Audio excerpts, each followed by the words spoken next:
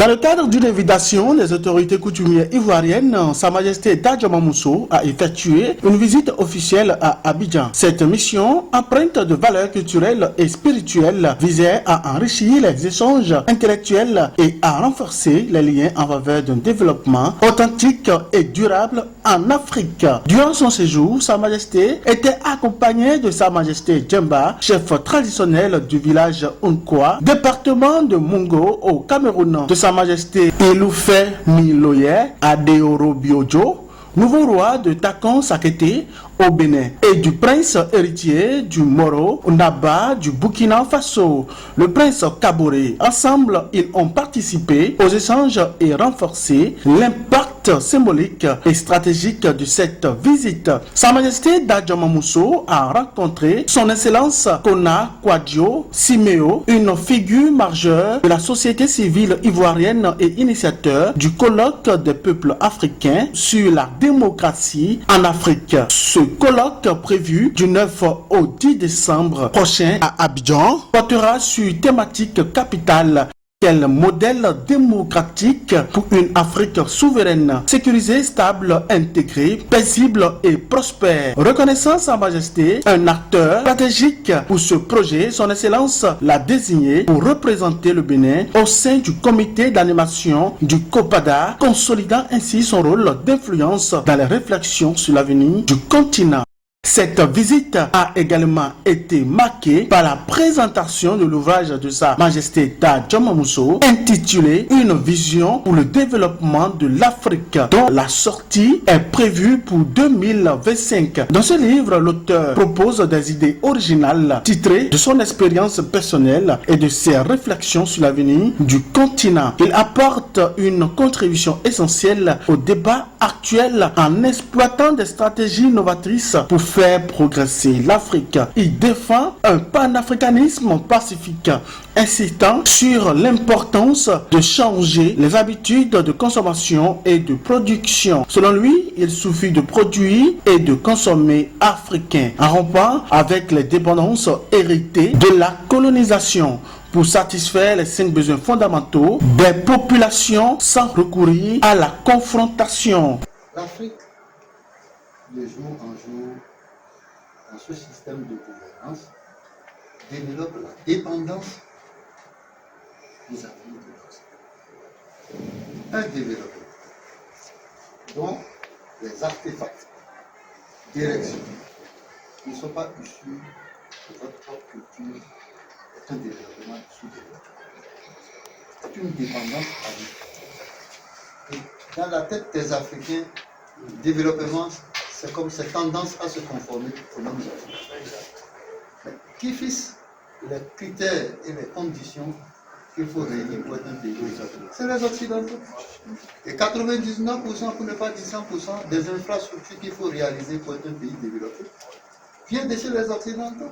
Donc le développement, c'est comme une ambition inventée par les Occidentaux, mise dans la tête des Africains, derrière laquelle les Africains ne pourront jamais atteindre. Parce qu'on ne se développe pas dans la culture d'un peuple. L'oiseau ne grandit que dans son plumage.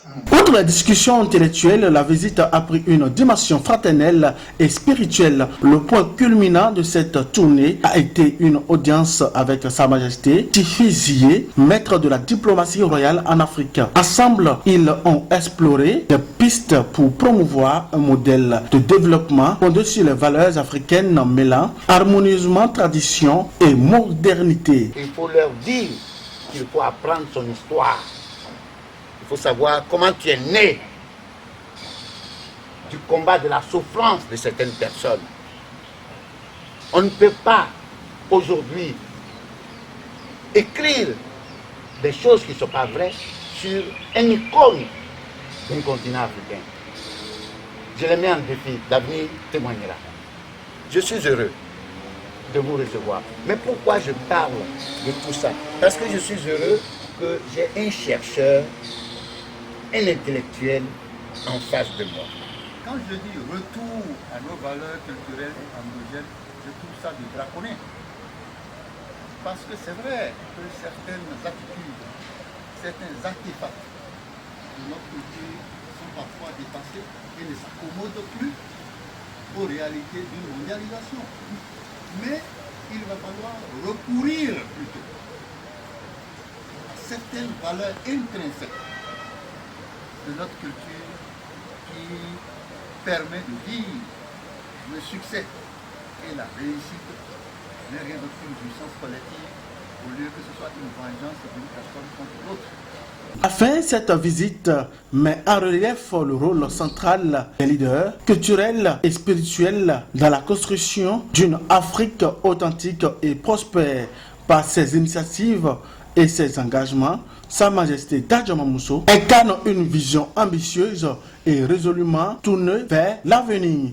À Cocody, Sa Majesté a été reçue par le chef de la communauté Ibo, chef Oké, au Carrefour, lors d'un dîner marqué par la prière, le partage de bénédictions et un renforcement des liens d'amitié dans une atmosphère conviviale. Comme le disait Dieu, c'est Lucien, beaucoup iront, mais peu parviendront. Beaucoup parmi nous ont entendu ce que vous avez dit, mais n'ont pas atteint le niveau pour comprendre. Nous allons les aider de jour en jour à être à ce niveau de vibration. Parce que quand vous commencez par dire quelque chose, moi je connais déjà la suite. Vous avez abordé des sujets très importants et nous avons beaucoup de points en commun en matière de vision. C'est cela qui m'a amené à me résumer à la simple phrase que les sorciers en Afrique souffrent d'une pauvreté morale.